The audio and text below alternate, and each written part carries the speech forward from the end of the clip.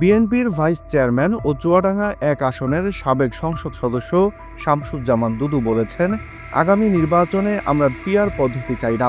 যদি পিআর পদ্ধতি বাস্তবায়ন করতে হয় তাহলে নির্বাচিত সরকার এ বিষয়ে ভেবে দেখবে। বুধবার ১৭ সেপ্টেম্বর বিকেলে বৈরী আবহাওয়া উপেক্ষা করে চুয়াডাঙ্গায় নির্বাচনী সংযোগকালে তিনি এসব কথা বলেন। এ সময় তিনি জেলার আলোকদিয়া, ভালাইপুর এবং হাট বোয়ালিয়া সহ বিভিন্ন স্থানে পথসভা ও মতবিনিময় করেন। দ্রুত জাতীয় সংসদ নির্বাচনের দাবি জানিয়ে দুদু বলেন, নির্বাচন যত দ্রুত হবে দেশের জন্য ততই মঙ্গল। তার মতে বর্তমানে দেশের গণতন্ত্র, স্বাধীনতা ও সার্বভৌমত্ব বিপন্নতার হাত থেকে ফিরিয়ে নিতে দ্রুত নির্বাচন দিতে হবে। পথসভা ও মতবিনিময়কালে দুদু নেতাকর্মীদের উদ্দেশ্যে বলেন, আগামী নির্বাচনে ধানের শীষের প্রতীক যাকে দেওয়া হবে তার পক্ষেই সবাইকে কাজ করতে হবে।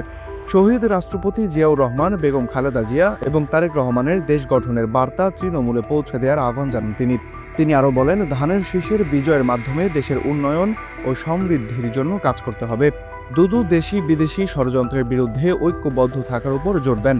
এ সময় তার সঙ্গে উপস্থিত ছিলেন জেলা বিএনপির সাবেক যুগ্ম আহ্বায়ক ওয়াহিদুজ্জামান বুলাব, আলমডাঙ্গা উপজেলা বিএনপি নেতা আসিরুল ইসলাম সেলিম সহ বিভিন্ন পর্যায়ের নেতাকর্মীরা।